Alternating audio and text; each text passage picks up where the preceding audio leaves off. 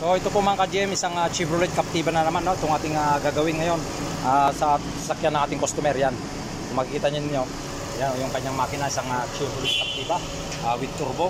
Ngayon mga ka-GM, ang complaint po ng customer sa atin ay engine overheat po. Nag-overheat yung kanyang makina. So ngayon, diniagnose po natin yung kanyang power, yung kanyang mga leaking. Wala naman tayo nakitang leak sa kanyang mga hose o coolant, ganoon. Wala siyang coolant leak mga ka-GM. Tapos chinik natin yung kanyang radiator. Ngayon, ang nakita po natin, no, ito ituturo ko sa inyo.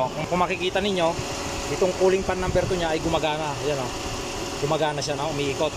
Pero yung cooling pan number 1, yan, nakahinto siya, hindi siya gumagana mga ka-GM. Dapat yan ay parehas silang gumagana dyan mga ka-GM. Ngayon, galawin natin para malaman natin kung ang problema nito ay cooling pan. Yan, tukin natin dito.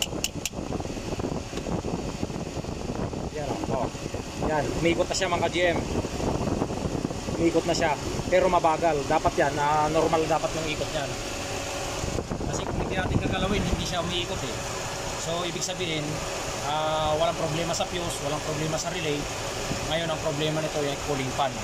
Yun, sira yung cooling pan niya, mabagal yung ikot. Kasi kung hindi natin gagalawin, hindi siya gagalaw eh, hindi siya iikot.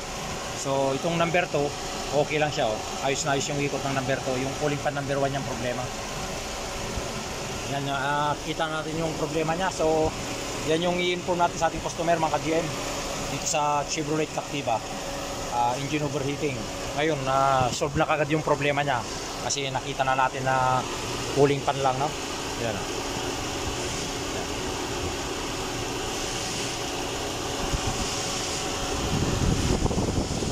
Bagal po ito.